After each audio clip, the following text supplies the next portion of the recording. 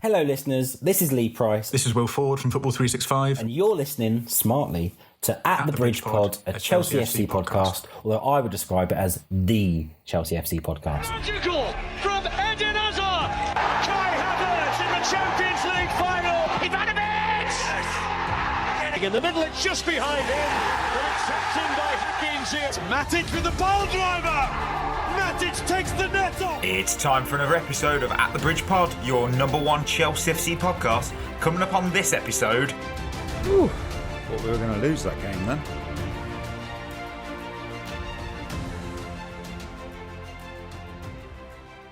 Welcome back, everyone, to another episode of At the Bridge Pod. I'm joined in a very positive virtual room filled with so many positive Lions. They've got nothing to complain about today. I've got Ollie, I've got Chris, the Friday show on a Friday like it should be. Of course.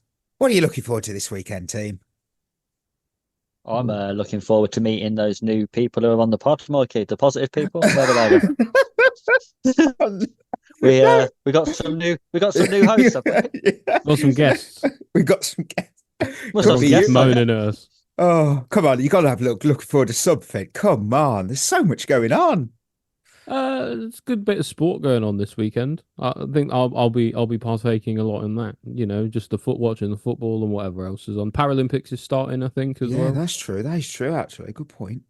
Yeah, you know, be good to watch. Chris, come on, help us out. You've got to give something. Going out with the football team on Sunday after the game. Ooh, okay. Going to watch Super Sunday in a pub. So does whether like you win team affect the night bonding thing? No, I don't think so. I don't think it will, to be honest. Yeah, looking forward to that because like it's a new team for me. So like getting to know people. Will you be doing like a song to get you know when they do like in NFL Hard Knocks, you've got like it's like a nice kind of hazing. It's like an initiation song. So you have to sing and no, I definitely will not. Oh, I really want that to be a thing for you. I do. Me too. Just so I can enjoy it. Not you, just me. I'll enjoy it. Oh, well, for me, it's the At the Bridge Pod derby in the MLS this weekend. Minnesota United, Seattle Sounders, 11:30 p.m. British Standard Time. You're going down, but you never go down. Funnily enough, unbeaten in the last 7 games against you. 13 wins. Yep. I did some research here. 13 wins in total, 2 draws, and the 1 win for Minnesota. And why do I support Minnesota, ladies and gentlemen? I just do. They've got a really nice kit. They have. Yeah. I've got to put this in. I had the opportunity to. Someone who I apologise, I don't have your name in front of me, but they asked us last time, Mike, what's a sounder? So, bullet point here. So, it's a very good point. So, I have a little history. Here's a quick rundown. So, the Sounders did exist in the NASL from 1974 to 83 before, financial issues. That old chestnut hit the club. Then they folded. Then there was the Seattle Storm, Seattle Sea Dogs, and then the Sounders again from 94 to 08 before, obviously, they got their MLS franchise. On the name for the team ballot for that franchise were Seattle FC, Seattle Republic, and Seattle Alliance. Fans kicked back about there was no option for the Sounders, so they allowed a write-in option. 49% of people said Sounders. And to close the history lesson, Sounders refers to Puget. It's a sound, which is the body of water on which the city of Seattle is located. It's that sound. That is what. Right. That's what sound is. Right. The only thing I took from that, Mike, I'm not going to lie, is Seattle Republic sounds like something from like a Star Wars film. And Seattle Alliance as well, isn't it? You just think, yeah. Like, it's like, what sort of team will we be? There's a reason that there was a lot of kickback. Like, we don't want those. Those are shit. They are terrible. Yeah, so the Puget sound. Yeah, there you go. That's what it means. It's about that sound, which the body of water. So yeah, enjoy. So whoever it was, I genuinely wish I could remember who it was, but I just couldn't. Right. So I guess it's news time. That everyone's. I've lost my train of thought there. Hello, news. barely anything happened this week, but we're still going to go in the elevator Chelsea news. Do you know, you should have just ended the segment right there. Yeah. So Barely anything happened. Moving on. Oh, okay. Cue that music. Raheem Sterling has expressed a preference to leave Chelsea on a permanent basis after it became clear that at present he's not part of the club's plans. Raheem Sterling and Ben Chilwell are training apart from the first team. João Felix has officially joined Chelsea FC. He has joined on a 6+1 contract, fee in the region of €50 million. Atletico have a sell-on clause. Todd Bowley said there is nothing irrational about Chelsea's approach, which he described as laying a long-term foundation, establishing a great leadership team and responding to the environment. Atletico Madrid confirmed Conor Gallagher joined from Chelsea on a 5-year deal, €42 million fee. Chelsea have a sell-on clause. And finally, Ollie has purchased a João Felix jersey. I've had it officially confirmed. He's excited. We're all excited. Not on your life. Look, there's a few things to talk about. I've got to go to the ones where listeners went, you've got to talk about it. So Enzo Maresca's comments on the claim that Chelsea squad situation is a little bit of a mess. And he did refer to this. He said, I work with 21 players. The other 15 to 20 are training apart. I'm here to take decisions and to think who is best for us. I'm not thinking about how many years are left on their contracts. It's not my job. If I don't like them, they can have 20-year deals. I don't care. I'm just here to make the right decision for the team. No more than that. And of course, we also know that Raheem Sterling is free to look for another club. He didn't say this extra bit. This is just what I wrote. So obviously, Maresca did comment on that. And he said, I'm not saying Raheem is not a good player. I just prefer different kind of wingers. That's why. Right. So I'm sure we all have an interestingly different opinion on all this. My take was that you cannot train with 42 players on the training pitch. That's ridiculous. We know that. And Maresca, he knows the players who he wants in that squad, and the rest of them, he's kind of right. That's not his problem. The contracts are not his problem. I mean, the model that us and a lot of clubs have now is you have a head coach, the players are signed by directors, other people, you all liaise with each other, and then the manager's just told, work with them, whatever. Gone are the days of, Sir Alex and Wenger, and some of us probably that had full control over the structure. So, right, from my point of view, no one's been lied to. He has informed the players he won't use in his squad that they can leave. I don't even think this is new news, because you look at Malouda, look at Anelka, and even the Brazilian Colossus, I love Alex. We did the exact same with them back in the Roman days. And look, for me, I love the brutal, honest approach. It's firm, it's fair. No one's been told that they suck. They've just been told, look, you don't fit with my squad plans. You can leave. And I know someone's going to say, look, wages, they're a problem. If that's up to the player, look, they can either lower their wage demands and increase their chance of a move away, or they could just remain at the club on their current salary, but they won't play. But they're still going to get paid. That's up to them. I'm happy to be told that I am wrong, but I'm going to go to Chris, because I'm really curious. Chris, what have you thought of this whole situation? To be honest with you, I know what people are saying about the way Maresca's talking, that he's coming across as very direct, and that's what this squad needs. But he just comes across to me as someone who's got a massive ego with nothing to back it up. And I don't think that's the sort of management style players buy into, unless it goes really well from the off. My problem is, if he doesn't think having 15 to 20 first team players training separately is a problem, then he's a moron, because it's not a problem to him during the training sessions. Of course it's not. It is a fucking problem afterwards, though, because those players will still be talking to each other. It's not that those first team players are going to go, Sterling's training with the under-21s. I won't talk to him anymore then. They will be talking to each other. So he's still going to have a say in the first team dressing room, whether Maresca likes it or not. And if things aren't going well, who are those young players going to turn to? It's going to be players like Chilwell, like Sterling. If we don't sell them, that will be a problem down the line if the form isn't good. Whether they're in the first team dressing room or not. I haven't necessarily I don't agree with the way the club's treated Chalobah, Gallagher, Chilwell. That I think is fair to say. I haven't got a massive problem with Raheem Sterling being sold. Maresca has lied to him though. I know he's come out now and said, "Oh, I had a conversation with him face to face. I've been nothing but honest." 3 weeks ago, you said he's an important player, mate. That was his words. His words were, "Sterling will be an important player for us." And then 10 days before the end of the transfer window has gone, "He's not my type of winger." Everyone knew what type of winger Sterling was, mate, when you took over. If all of the fans knew it and you claimed to have watched every Chelsea game from last season, you knew it as well. So you knew when you took over, Sterling wasn't your sort of winger. So why have you bothered stringing him along until 10 days away from the end of the window and then gone, "Oh, no, actually don't want you, not interested"? Doesn't make any sense. My issue is what he's saying doesn't match up with what he's done. And that just seems to me like a manager now who's almost trying to prove a point, which only works like it did for Arteta with Aubameyang if you win. If you don't win, you're fucked. Because that would have been exactly the same with Arteta at Arsenal.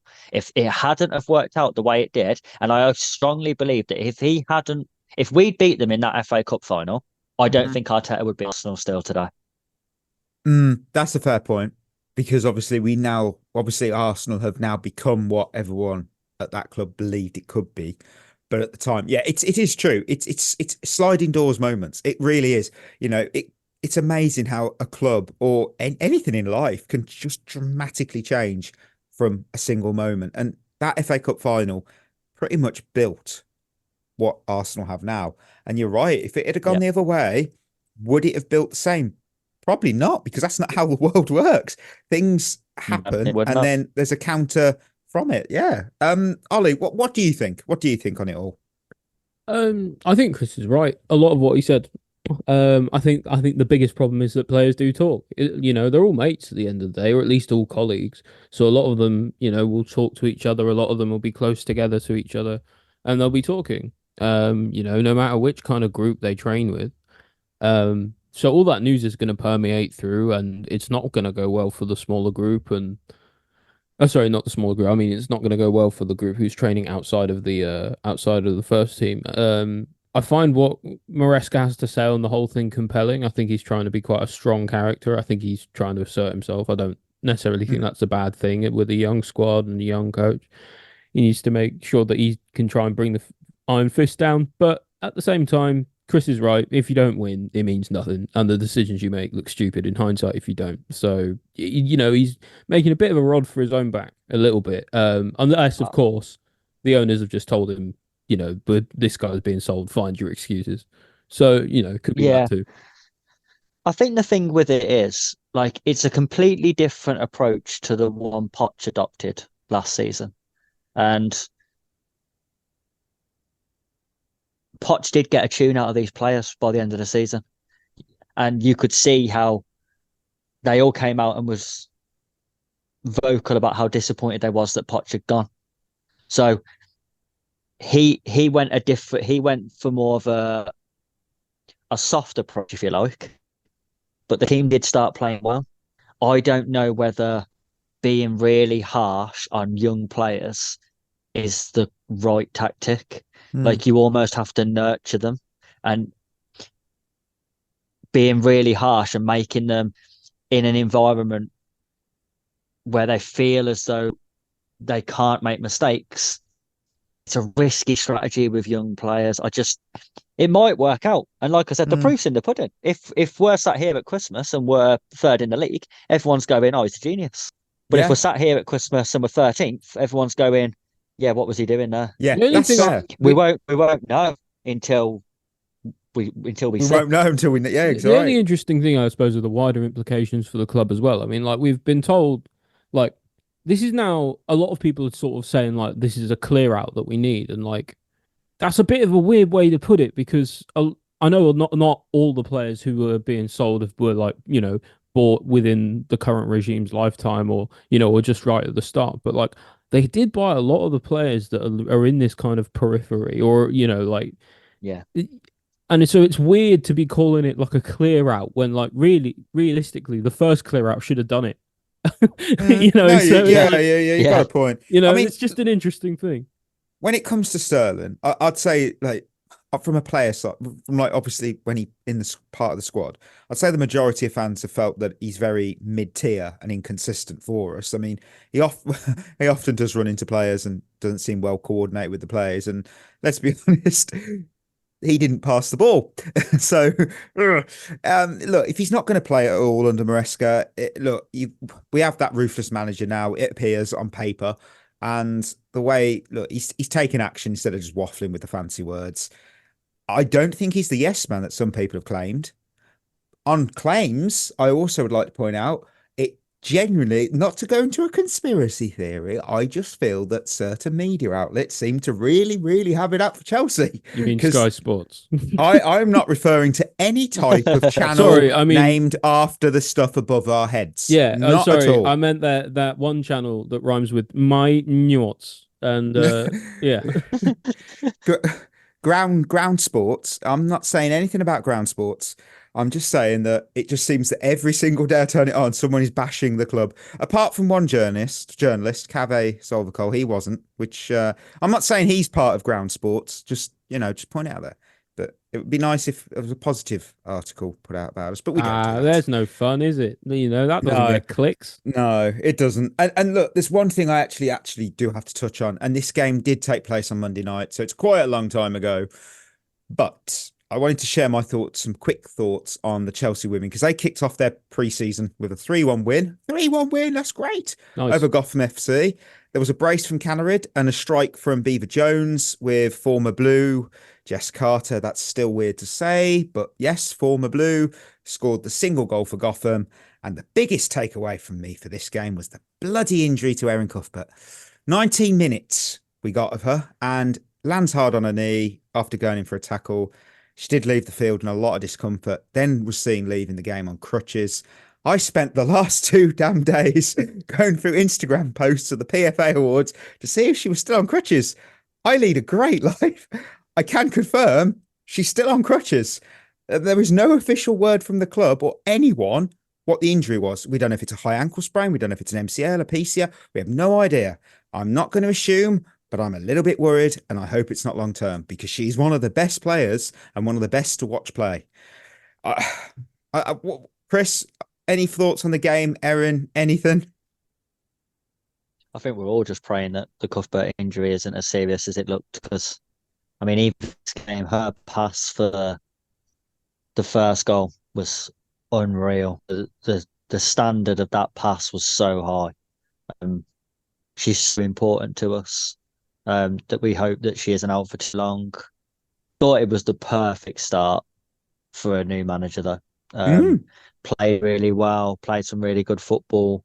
I'm really excited to see Beaver Jones this season. I mean, she had a breakout year last year, but this year could be even better. The standard she's playing at the minute is insane. All the players look comfortable. There was none of this. Oh, it's going to take time for them to adapt to a new style. No, they're good players. They got it. Yeah, good players. The manager's top. No deal. No problems. Yeah. That's it. Yeah, we don't need to faff around, do we? When you've got good players and a good coach, it just works, and that's what's happened. I'm actually really excited to watch us this year. I think it's going to be different, obviously, but as starts go, I don't think you could ask for much more, to be honest. I mean, it wasn't all good. Someone's going to say, "Did Mike watch it?" Look, there was some sloppy plays out from the back. One early on sticks in my mind was Hampton, led to a chance. Didn't account to much, but it doesn't matter. It seemed that any pressure that day, we were like, nope. But overall, I'll go with the classic. It's just pre-season. First game, Gotham, I think, are already playing a few games. It's just pre-season. I'm not too worried. I'm not too worried at all. And that's the part. I just want to know that Cuthbert is all right. If it's a 1 month injury, I'll take it, but just not long term.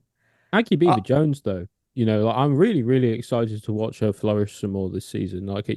He just seems to be getting better and better and better. And I can't wait to see what she does next. Yeah, we're very lucky. We're so lucky. We've got such a great team, and I'm looking forward to what Sonia can produce with this team. Oh, what's that? Oh, Yes, this is good, and I'm glad it's now. I've got in front of me, thanks. Ladies and gentlemen, it's the Thank moment you. you've all been waiting for. Victor Osimhen has not joined yet, but Romelu Lukaku to Napoli has got the here we go treatment from Fabrizio Romano. There's a verbal agreement in place between both clubs. Chelsea have accepted a €30 million fixed fee, add-ons of up to 15 million. I have no idea what those are. He will sign a 3-year deal at Napoli until 2027. It's done. He's gone. Thank God. He's gone. Oh my word. He's gone. Can't believe it. Oh, Chris, how'd you feel? weight's been lifted.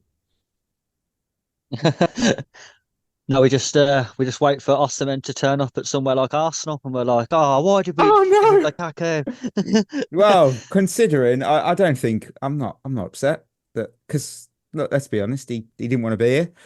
We fans didn't want him, so I mean, there's not much else to say. I mean, it's finally done. I mean, the fact it's done. Look, what do we lose? We lost 50 million on that deal officially. Worst No, value 60. signing maybe ever by any Maybe. team. But you know what? He's gone. We've got some money. I think would it be pure, when I say pure profit, because of obviously dividing 97 million over. How long's he been here? I don't know. Been here a while.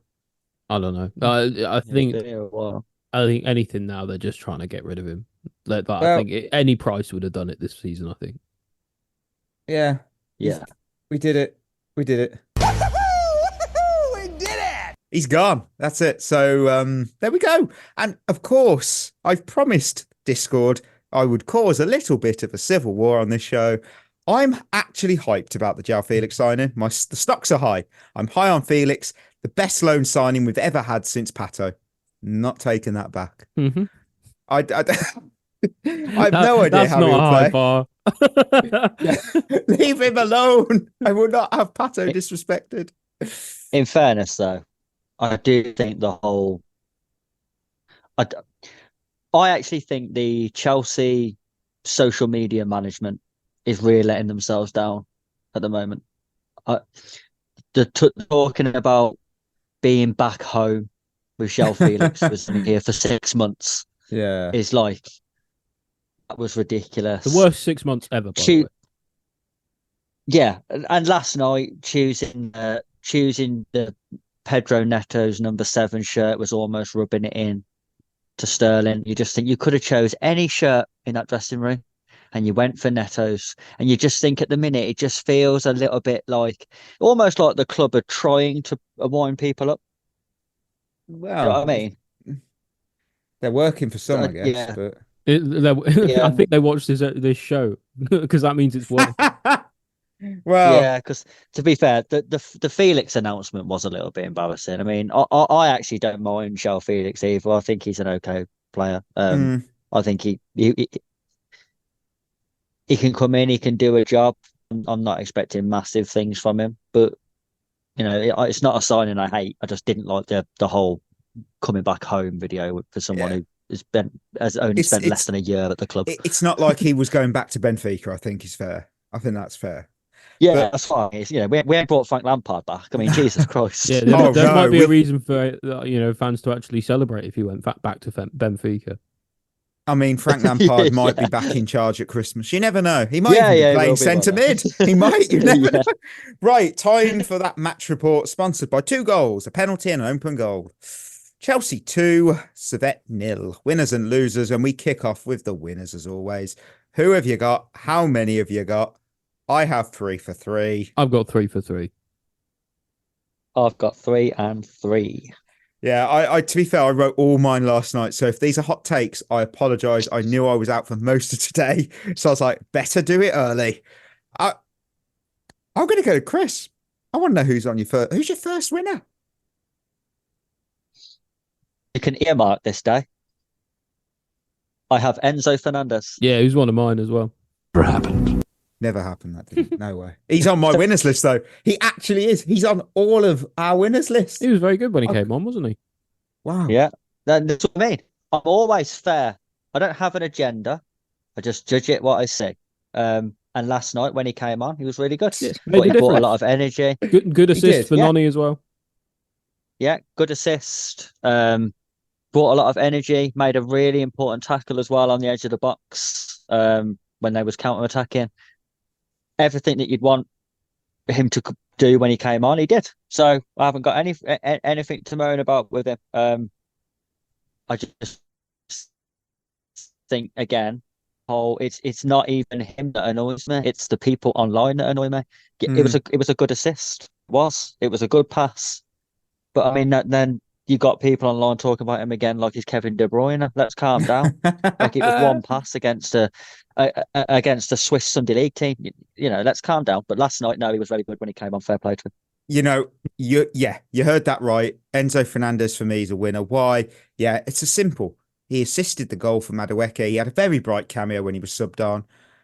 Flowers are given out when they deserve to be given out, and they go to Enzo. Ollie, anything to add other than what Chris and I have said? Just looked more energized than he'd looked before. I wonder if he's slowly getting fitter. Maybe pre-season's finally kicked it into gear now with getting into the actual season. So, hopefully it'll be good to see him on against better opponents as well, but in this sort of more energized way. Yeah, I think that's completely fair. So all I can say is, look, put him on the winners list, so you can't hate on us now. Right, my actual second winner is Noni Madueke. Yeah, he was one of mine as well. Yeah. He came on the pitch, got a 10 off for doing so, but he scored a goal. A decent strike, may I add. Probably should start against Wolves. I think Pedro Neto is more likely, but after hearing today, it seems that Neto is not starting. So whatever then. Okay, Maresca. I mean, why was he a winner for you? I thought he finished really well. I thought we looked a little bit impotent before he came on. And after he did, I think we looked a lot better. Especially the way he plucks the ball out of the air from Enzo's pass. Yeah, it's a good weighted ball, but he's still got a lot to do. Finishes on his weaker foot, I think. His right foot's his weaker one. Yeah. It was really nice strike high, into the roof of the net. Quite hard. Goalie had no chance of stopping it. Just a really nice goal. Chris, anything? Yeah, same. He came on. He scored. I thought it was bizarre that he didn't get any minutes against Man City, considering he was one of our best players in pre-season. So continues to impress. Celebration was a bit weird. I thought his celebration was a little bit. I don't know who that was aimed at. He did that before, didn't he? Was it against Spurs or something? Yeah, I don't know. He did do it last season. Yeah. I can't really get behind his attention seeking anymore. I'm bored of it. Well, I mean, he's probably making a message. He's better than some people on that pitch. Chris, who's your final loser then? Winner. Sorry. Yeah, we're not there yet. Not yet. I've got Pochettino. Okay. This is the weirdest winners list. So we played of all time. Yeah, Enzo and Poch. Okay, so listen to me. Hear me out. So yeah, we're listening. We played the first half of this game playing Maresca's style, and it bored half the crowd into a coma. And then we played 10 minutes of the exact same football we played under Poch in the second half of the season, scored twice, and then stopped doing it and went back to being shit again. But for that 10 minutes, when we pressed high, won the ball high up the pitch, and played forward quicker, we created chances and scored twice. Yeah. People will soon realise, and Maresca will soon realise, that if you want to get the best out of this squad, possession football is not the way to do it. The reason why Poch didn't have full control over games is because the only way you get anything out of our attackers is if you play quick, vertical football. Because if you don't, they are shit. Because in the first half, when we were playing so slowly against a low block, we looked like we did under Graham Potter. Wouldn't score a goal in a month for Sundays. So it was a realisation that, yes, people might have called Poch tactically inept. Do I think he's the best coach in the world? No, I said that when he was here. But he did know how to get the best out of our forwards, and Maresca will realise that soon enough as well, that he's going to have to drop this possession shit, because otherwise we're just not going to score any goals. Possession football has never gotten Stamford Bridge going. It's I've never known it to. I mean, we've always been a fan base that sort of, we're always solid defensively, we're solid, and then we boom, like you said, vertical, boom, boom, maybe some counter-attacking, boom. That's what I mean, I know times change, I understand that, but it doesn't matter. You are right. When you said possession football is boring, last night I was watching that game and you're spot on. I was bored. I don't think the boos were because it was 0-0. And I know some people go, yeah, it was. I don't think so. I think because they weren't entertained. Thank you. Because we've all seen games before that you get to half time at 0-0, but you've played really well. It's been an end-to-end game. You've created chances. You've hit the post. Keeper's made a good save. Fans don't boo then because they're entertained. The boos last night wasn't for the score. It was for the fact that they was fucking bored out their mind. Yeah, I think that is, exactly. You know what? I will go with my final loser before we speak to Ali. My final winner, for God's sake, get it right. The final winner. You can't wait for losers. No, I can't. You're going to find out why. Right. The final winner for me was the Diamond League's 3,000 meters. Listeners, if you know, you know. Great race. Great race. So, we do not Ollie, who's your final winner? We do not condone who's your final winner? Like I have no idea what you're about. What? My final winner was Nkunku. I thought it was just a nice penalty, stepped up when it mattered in a, reasonably high stakes, as high stakes as the Conference League gets, I suppose, game. And, slotted the penalty away really nicely. So, yeah, winner for me. I'll ask you this. Were you confident? Because I was actually terrified he was going to score. No, I knew he was going to score. Oh, fair enough. Chris, he is a good penalty taker. Yeah, I guess I'm so used to disappointment now. I'm just like, I tell you what, I would say though, I think that penalty call gets overturned in the Premier League. Yeah, you said that in the group chat, and I don't know. Yeah, because if you watch the replay, the keeper pulls his hands away. It's his body that makes contact with Nkunku's leg, and I think they're very lenient on keepers with their body. It's only if their hands take the leg away that you generally get penalties. I think. Maybe not this season because apparently they've hired the bar for overturning things. That'll last 2 weeks and then we'll be back to where we was. But last season, I genuinely think the referee would be sent to the screen there to have a look. Fair enough. Well, hopefully we don't have to find out against maybe for us and it goes in our favour, but not against. Did they have VAR, by the way? Because they didn't mention it or not. So did they have VAR or do we not get it in this competition because Servette's grounds like a park? No, VAR in the Conference League. I'm pretty sure they do. I think it might only. I don't know. I think. Did they do it? Yeah, in qualifiers though. Yeah, because last night there was a VAR call in the Kilmarnock game, and they didn't give a red card. Oh yes, I saw this. There was a tackle, like a lunge, and it was in a different game. It was for Welsh side, the new Saints FC. Shows what happens when you have a European They played referees. a team in Lithuania, and I am never going to pronounce that properly, so I'm not going to be disrespectful here. But yeah, they basically did a tackle that's a 2-footed lunge, and VAR went, nope, carry on. I love that. I love it. Oh. And we move to the segment that I really didn't want to get to, losers. So do I go for my first? Oh, I kind of have to. So, Mykhailo Mudryk, I feel I say this every time I put him on my losers list. He showed flashes of promise, and he did. He did. And he showed a burst of talent, but no end product. And for every positive I saw last night, every positive piece of play, he finished it off with a misplaced pass, a heavy touch, a wayward shot, and he turned over possession. You can say that about any Mudryk performance, to be fair. It's so frustrating because he looked so lost out of possession too. He didn't know when or where to press. One thing about Mudryk, actually, which which I think is going to bode well, is that Maresca seems to have clocked the problem with him immediately. I don't know if you've seen this, but the quote is basically like he said that like his decision making is not very good. Is effectively what he said. Like like he's got all the tools for it, but like his brain just isn't got it for the game. And he said he's going to work with him to try and fix that. So fair play to Maresca, at least on Mudryk. He's clocked what the issue with is with him like immediately. So if anyone now is going to be able to fix it, it's him. Yeah, I mean, If Maresca can't do it after clocking exactly what the problem is, we might just have to cut our losses. I like we joke around like technically, Ollie has João Felix and Chris has Enzo. I have Mudryk, but he scored that goal when he did that great celebration, and he was our Twitter header for a bit. But other than that, he hasn't done anything, and he always it's the same story. He shows promise, and then no delivery. I mean, you know what he is? He's a Dharma Traore. That's what I was going to say. He's literally a speedboat without the driver. He's very quick. That's about it.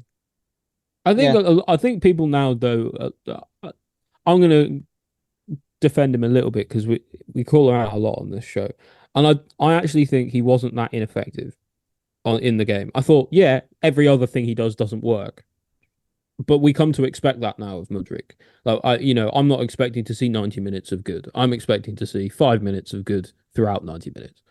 And so for his own standard, I thought he was about average.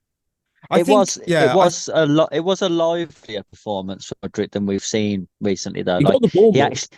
He got on the ball more, which is probably why he made more mistakes, I suppose. But at least he's getting on the ball a bit more. It seemed like he was involved in the game, which I think a lot of the time the criticism of him is you wouldn't even know he was on the pitch. Like you knew he was there, whether it be for the right reasons or the wrong reasons. I don't know. I'm still not convinced about him, and I like him. I haven't got anything against him, but I just don't think it's going to work out. To be honest, I think the problem is he's got talent there. I'm stating that before anyone goes, "Oh, you're bashing." No, he's got talent. He's a talented guy. He just doesn't have any football IQ. And Maresca's called out, going, "Look, he's ABC. Brilliant.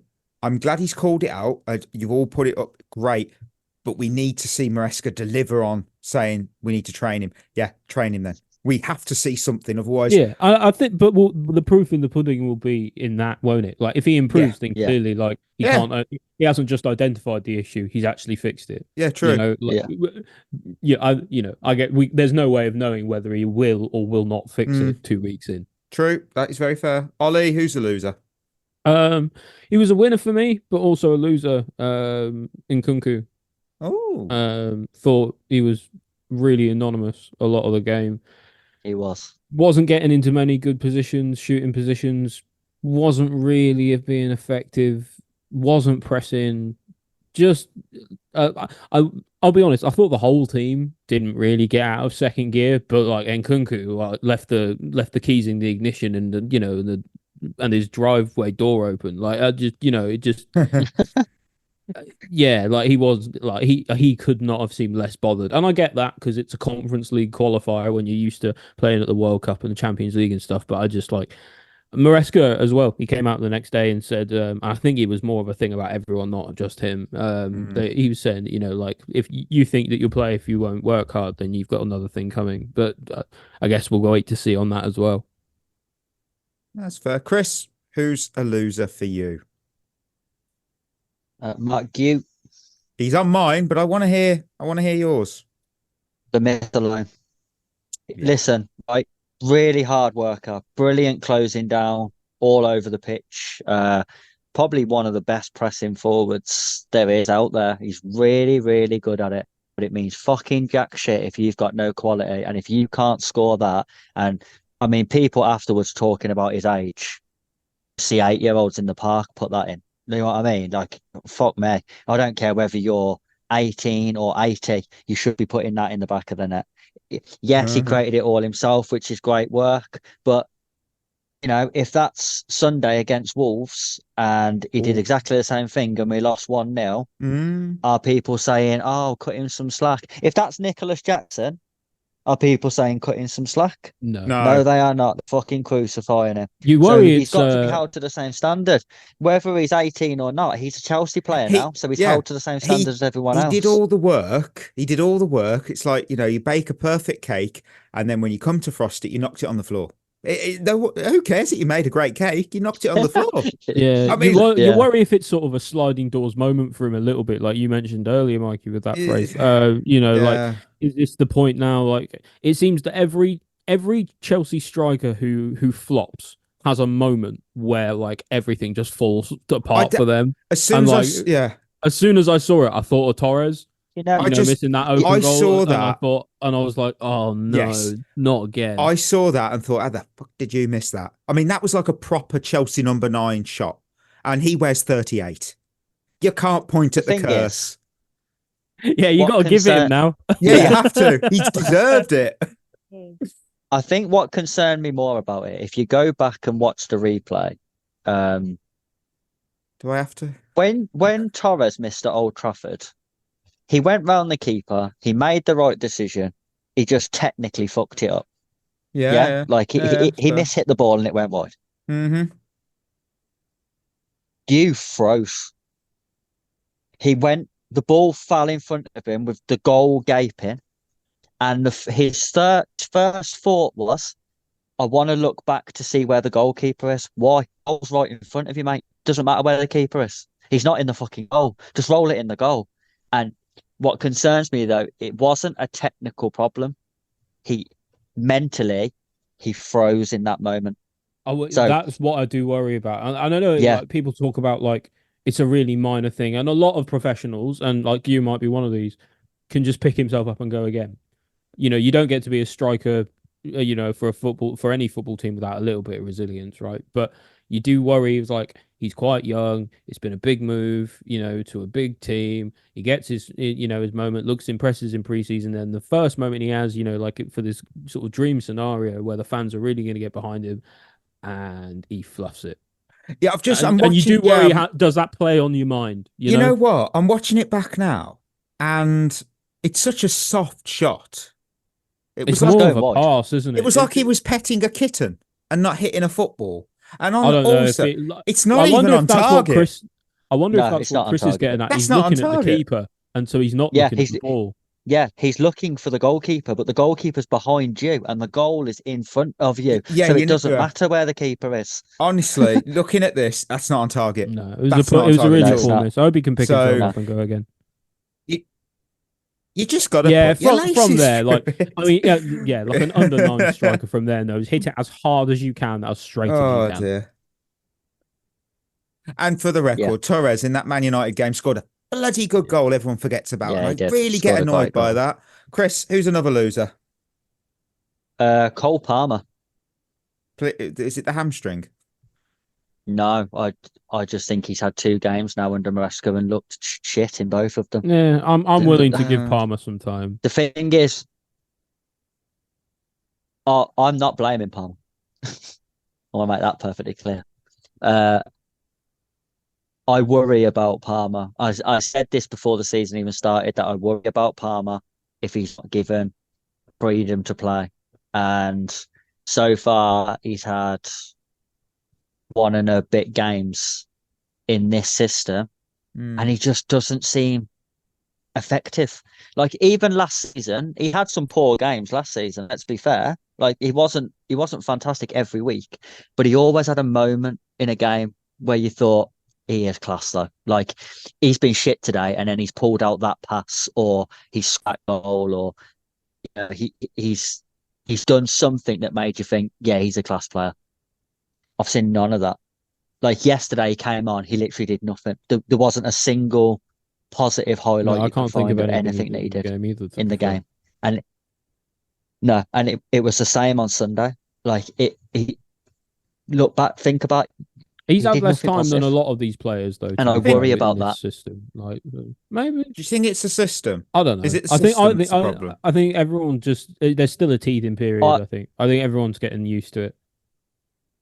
Do you know why I think why I worry so much is if you look at Palmer last season, and I think we said this on numerous pods last season,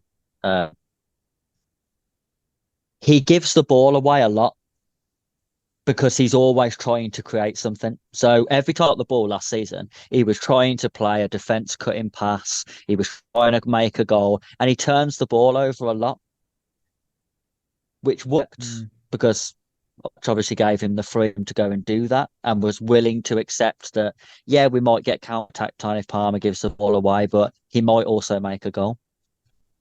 When you work under a manager who is commit, what I'm trying to say, who admits himself he's possession obsessed, right? They don't like players playing risky passes. And if you're telling Palmer he's got to play safe and retain possession, then you're literally you might as well put him with one leg, because he's pointless then. He needs that freedom to give the ball away. And my worry is, I don't think Maresca is the sort of, no possession-based manager really likes their players playing high-risk passes. Yeah, Have we you're seen right. any You of are that, right like there. when he has tried to play Like- some passes? Have we seen Maresca like shouting at him on the sidelines? Because I'd be interested, because of course he has, I because haven't he seen has him try said and play those that, you know, passes. Palmer should have used the freedom. I think, I can't remember exactly the phrase he used, but that was the sentiment. And so it's just like, yeah, again, like, I don't know. There seems to be this theme early on in Maresca's thing where like his words and his actions aren't quite lining up yet. Yeah. Ollie, run through your First final one's losers. the fans, because I thought some of the fans were being a little bit.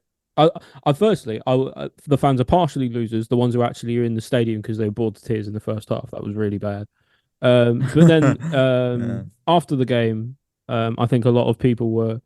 I don't know. They were, like, I think, unnecessarily really going quite hard on the club and the players. You know, after we ostensibly we've won the game. Like, in this kind of environment, results matter, and that was the result. You know, I think people are upset. You know, they were upset, for example, that Man City beat us the other day without really getting out of second gear, and then we've just done the same to Servette, and then suddenly, oh, it's only Servette, and oh, we should have done more, and we should have done this, and it's just like, I think to a certain degree, you just have to accept the win. We have to accept this is going to take time, and so the positives that come along the way while things are still improving are only going to help us. So let's just try and just let that happen, and not let it be negative and just bear us all down all the time. And then my final loser was Dewsbury Hall. I just we've bought a stately home, and he's got the footballing ability of one. I just I don't know. I just That's I don't know. fantastic. With every single passing day, especially with signing Felix and everything else, like, it feels like this was such a pointless signing. It really does, and it really annoys me because ultimately it's partially, at least, the reason Gallagher's gone out the door, and we've replaced Gallagher effectively with someone who just isn't better than him in any way at all. And I don't know. Like, He'll be maybe I'm being harsh. Maybe I'm being I harsh. can't Maybe he still comment, man. needs to time. Maybe he needs to bed in. Yeah, but, you are. Like, you would expect him of any player. That was his But first you would game expect back any after player his who knows that injury. system to stand out while everyone else is still learning it, and he hasn't. Like, yeah. Like, he should be head and shoulders Exactly. above I everyone think the else, injuries knowing exactly what his hampered him. role is and where to be, and he looks lost half the time. I think the injury he suffered, Yeah, and but he's every obviously player he did gets state on his injured. Instagram that Like was his first 9 minutes. Cole Palmer's probably I know, gotten but injured. He'll come back and he'll do better than Dewsbury. Especially Hall. Chelsea players. Look, I've been told by listeners, Mike needs to put the other fight back on some opinions. If you believe, I believe that Dewsbury Hall's a good player. I think that he just needs a bit of time because he come back from that injury. I'm giving him the credit. Chris, who are your final losers? He doesn't get in it. Dewsbury Hall doesn't get in our team, let's be fair. I've only got one left, and it's Maresca again. Oh no. He won the game, but I actually think he needed performance more than the result. Weirdly enough, I think we could have drawn that game 1-1 and played really well, and that would have been better than the 2-0 win we got. I think we needed the result. Yeah, the result would have. But the result hasn't appeased anybody. The fans came out as annoyed as when they went in because the performance was so shit. And let's face it, against a team that realistically we should have walked over. We did walk over them. Like, we didn't get out of second gear. If we'd won we walked over them. No, we did. Well, we didn't, because they should have scored 3. I It's mean, only what- because it's only because they have a Sunday League team that they didn't score. The bloke had a free header in the middle of the box, put it wide. Their striker put one over the bar from 2 yards with an open goal. And then he had another strike from the middle of the box, which he managed to find the middle of the goal, and Jorgensen made the save. But we can talk right at the end about of the game. these sorts of ifs and buts all you want. Like I can say, well, maybe you know what happened if he scored his goal then? Like, you know, like we can just go back and forth. Or at the end of the day, the result is we won the game. Yeah, but I think if we'd have won, my point is that go on, Chris. My point is that we should be scoring goals past them. They shouldn't be scoring. But that's what past happened. us, but they should have. And Yeah, he's got to put. Ollie's right. He's right. Yeah, but they shouldn't be creating chances. You might allow them one chance in the game when you've switched off on a counter attack, but they dominated for large parts of the game and looked the better team. I don't think the result has papered over anything. I don't think anyone's going, oh well, that was really good because we won 2-0. It wasn't. The performance wasn't good. From Maresca's point of view, when he's trying to, but you got to remember, he's still trying to prove himself and his style of football to a lot of the fans, and that game didn't do it. I'm not. I think if we'd have drawn, I will. Go on, Ollie. He's done a good job at showing himself to the fans or whatever in terms of his style of play. Evidently, the fans in the stadium do not like it. That is very clear. But I just think that, you know, especially in a game like this, a Conference League qualifier, obviously the players aren't really going to be up for it. Obviously the fans aren't going to be really up for it. It's not going to be a bouncing, roaring win where we score 7. It's just not, because the players aren't going to care. The fans aren't going to care. But hell, the manager doesn't even probably care that much about this competition. So it's like why are we expecting us to go and batter them 5-0 when we haven't done that to anybody in the last couple months? I don't know. Look, I think I'll be honest. I think if we keep the result as it is, I think that's better than if we'd have drawn 0-0 but had a great performance. Yeah, because if that happens, the first thing anyone says is, anyone he's not proper Chelsea. He doesn't know how to win. We didn't win. That's what we didn't win. Yeah, we played great. People will always just jump on one or the other. I find the problem is no game is ever going to be perfect. No player in a game is always ever going to be perfect in every moment of every game. It just won't happen. So there's always going to be stuff that needs to improve and stuff that needs to get better and people who need to improve and get better as well. It's just, I don't know. For a game like this, it just seems such small stakes that all you have to do is really win, and that's it. And that's what we did. Right now, sorry, just no, of course. I think the problem is that think of it from a fan's point of view now, go into the game on Sunday, you've got no confidence boost from that game on Thursday. If we had a good performance, no one's going into the Wolves game now going, we will beat 1-1. People would stay the same though. People would say, yeah, but we couldn't finish, we couldn't do this, so Wolves have got no chance. People always do this. People catastrophize in sport. It's how it works. Yeah, that is true. But I just think, at least if it was a performance that the fans had got behind in the stadium, that's something to cling on to. We still haven't seen his team play well yet. He's had 7 games in charge. We haven't seen his team play well yet. Oh yeah, but those are only pre-season. As well, I would also like to say that the start of Pochettino's his first 7 games in charge in terms of the actual league were not good. We were great in pre-season, and it meant fuck all at the start. No, that's why we were playing catch up. But it meant fuck all when the season began. Day one we started off that. and we drew that game against, what was it, Shrewsbury or Sheffield or something, in the cup, and we lost to West Ham, was it? And we had some really bad games at the start, and people forget that because we finished the season so well. So it's just it's gonna take time. That is correct. It's gonna take time. But that's the problem, isn't it? That Maresca isn't being judged by what Poch did at the beginning. It's by where he got us to at the end. And I think that's where I do feel sorry for him in a way, because I do think it's a difficult environment now, because most of the fans from last season are saying we would have been in a better place if we just kept Poch this summer. Because the way we had the team playing at the end of the season was a platform to build on. And now we're back to where we was when Poch first took over last summer. Like you say, we had that start of the season that was shit. Yeah. Well, we're back there again. But that's what So I'm saying is why are people the issue expecting is that something he's being different? judged not against Poch's But first why team, are people but his expecting last something team. different? Because we are in the same spot Yeah. effectively. We were at a year ago. Yeah, that's fair. Right. Before I deliver my final loser, I'd like to first thank Chris Bailey, who pointed out to me on the Discord that Chelsea were charging fans $4.99 on the Chelsea app to view this game. So Oh, you it's know the what return that of my means, favourite everyone. segment.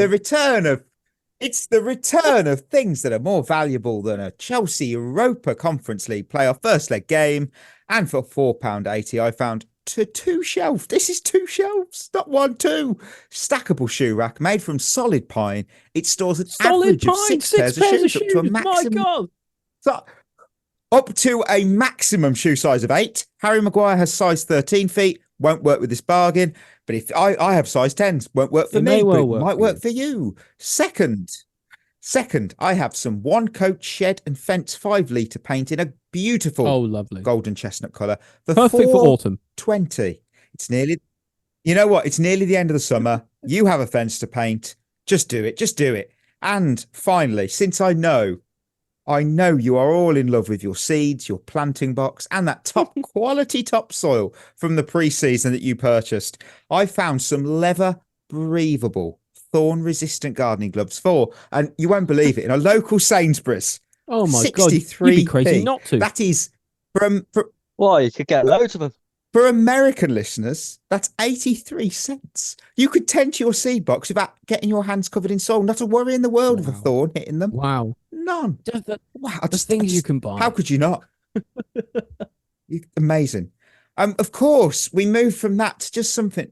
It's sad, but it's the emoji game review. I'm putting a smiley face. I've got nothing else to say. I'm like, yay. Shrug won. for me. Like, yeah, I feel that was covered. I thought we were all right. We attacked well in some elements. Servette were better in others. All right. We won. We didn't really have to try that hard. That was it. That's fair. Come on. Chris, come on. Sleeping emoji. Yeah, that's good. Aside from 10 minutes, it was a cure for insomnia. That is brilliant, actually. That's really good. Right. Lion of the week. Our midweek picks were, I had Palmer. Chris had, who did you have, Chris? I don't know. Who did I have? You had Mark Yu. Fucking hell. Ollie had Tosin, and the wheel went Renato I think Vega. the wheel I don't wins. think there's a single Vega winner had the there. right game. Oh yes, he did. Actually, you know what? That's like a hot. That's We'll- the best. yeah, we'll let the them- best of all of us picking by far. You know what the worst thing is so far? The wheel is a winner. wheel's among better. one. Yeah. So who do you think was the actual line of the week? Was it the keeper? Yeah, it was probably Jorgensen? Jorgensen or Nonny, I think. I think because he got a clean sheet, I think we'll go with Jorgensen. I think that's fair. We've got Wolves though. Who are we all picking? Our bar for goalkeepers is low, isn't it? I mean, he's keeping a clean sheet against a Sunday team, and we're saying he got man of the match. Fuck Imagine if he gets the most this season. You're like, Mike's happy, but no one else is. Oh. Wolves.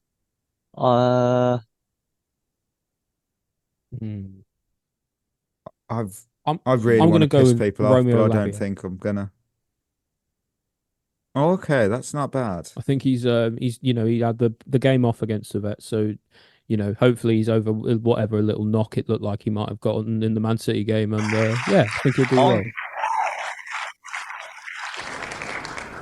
I'm gonna go with Enzo. Wow. Okay, didn't see that. Maybe that Maresca was or- a turning point for him. Yeah, this might be like with Fernandes. Yeah. Enzo Fernandez. Yeah.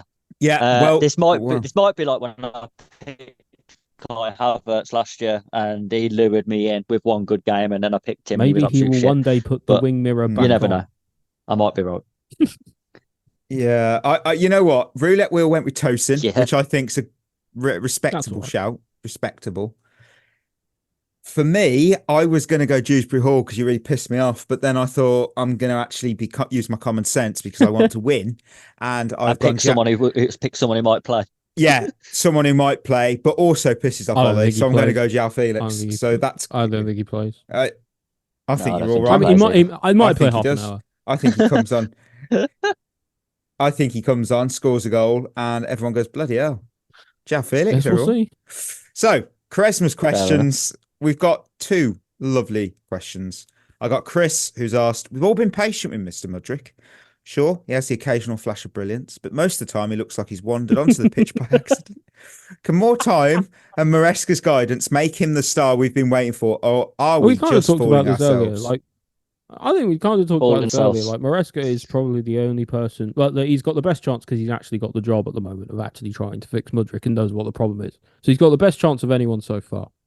So, but it might be that Mudryk is Okay. just an Oh, wow. enigma trapped within a wheel. Like you just can't do it. Within a wheel.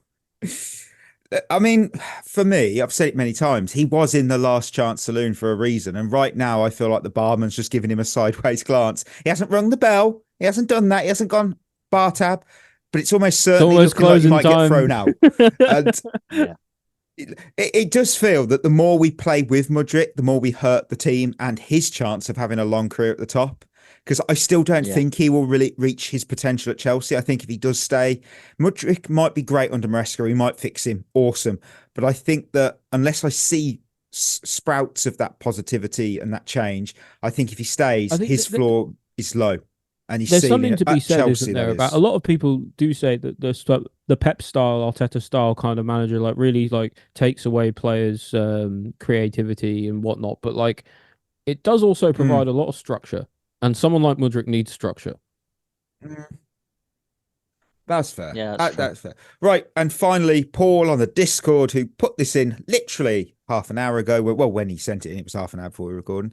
I hope it's not too late for a question on the pod. With all the booing and negative atmosphere at the Bridge over the last few years, can we think of the last time the stadium was rocking with a positive atmosphere? Because the last time I remember the stadium proper behind the team was when we came back to beat Napoli and go on to win the Champions League. That Ivanovic goal reaction was something else.